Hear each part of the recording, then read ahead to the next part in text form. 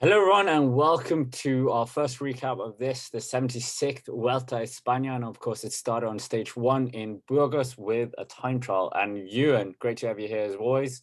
What happened on the stage on the first Vuelta España stage? Well, the first stage of this year's Vuelta España was a 7.1 kilometer long time trial around the city of Burgos, starting outside the cathedral, which first started its construction 800 years ago this year. Nevertheless, the first half of the stage was wide open until Alex Aramburu set a time that lasted for a particularly long period of this stage. Nevertheless, we had a final wave of GC riders towards the final 30 minutes of this stage.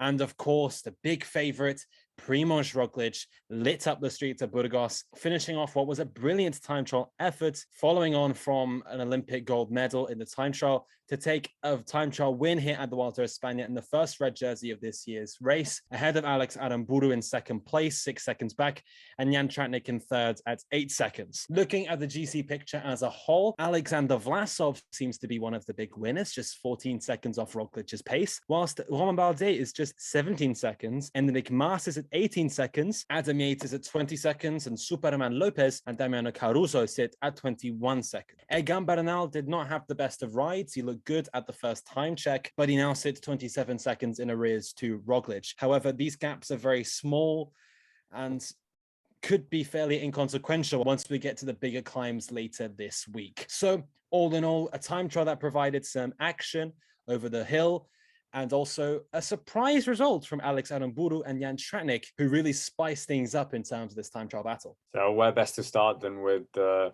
defending two-time Vuelta España champion and, of course, Olympic champion as well, Primož Roglič taking the stage win, as you said. But Ewan, do you think it's clever this far out from the finish to actually win and be in control of the Vuelta España? He's going to put a lot of work on his team by winning, or do you think they're just going to throw it away in the next few stages? Well, they did this last year. They won the first stage and they held the jersey for a number of days until they lost it competitively to Richard Carapaz. I don't know if they will shed it. Aramburu might try to be up there in sprints to take the jersey, but in reality, he's only got one stage to do it, and that is tomorrow before stage 3's mountaintop finish. So Roglič, I think, will hold this for a long time, maybe the whole race.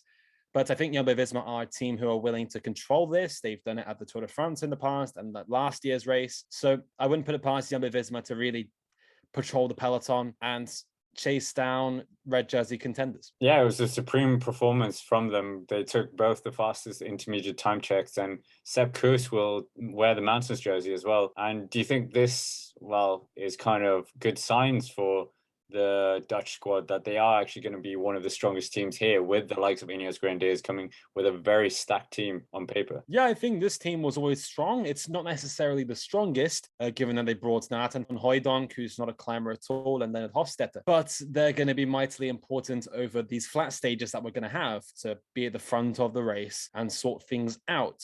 So maybe that's the reason they're here, but Jumbo Visma can be happy about their result today. Kuss is back in the big money after his solid Tour de France. And hopefully we can see Jumbo Visma really return to the top of their game after what was a disappointing Tour de France in terms of the overall picture they had in mind. But still, they're good at restructuring and sorting out their resources, and that could happen now. So anyways, with Ineos Grenadiers, it was a bit disappointing, Egan Bernal's time and somewhat Tom Pidcock's time, but I think maybe people were putting a bit too much pressure on the young Yorkshireman, of course, the Olympic mountain bike champion. But Ewan, do you think Adam Yates, of course, Adam Yates didn't feature in neither the Giro d'Italia or the Tour de France, did very well at the UAE Tour, and you actually said on stream that he probably has been the best Ineos rider to cope against the likes of Tadej Pogačar. And do you think maybe that there will be some sort of internal struggle between Adam Yates and Egan Bernal? We'll see what happens. They've both been saying in the press that they're going to try and support each other as much as possible, but Egan knows that Yates has been targeting the Vuelta for a lot of this year after not being granted a place at the Tour de France. So the Ineos battle will be interesting. Don't also forget that Carapaz is here. He rode a better time trial than Bernal as well. So there are lots of factors at play. One factor I think that has been squashed a little bit might be Pavel Sivakov, or definitely Pidcock, who probably would have hoped for a better time trial today. So Ineos, that whole rivalry and inter-team battle will carry on throughout this first week until we have a proper hierarchy established. Yeah, it's the old cliche. You can't win Grand Tour, but you can lose it definitely. And do you think for the GC battle that there are any riders that have particularly put themselves out of a bit of contention, and especially thinking of that time trial on the final stage as well? Mikel Landa has lost a lot of time. He lost 39 seconds to Roglič. Santiago time trial is 3-4 times this length. That could add up to 2-3 minutes on a final day time trial. So Landa is in the red zone right now. He needs to really push, and Bahrain need to do something special, and that can all start at Pico Blanco. They don't have to control the race. They could force Roglič to do all the work with his team and burn them out.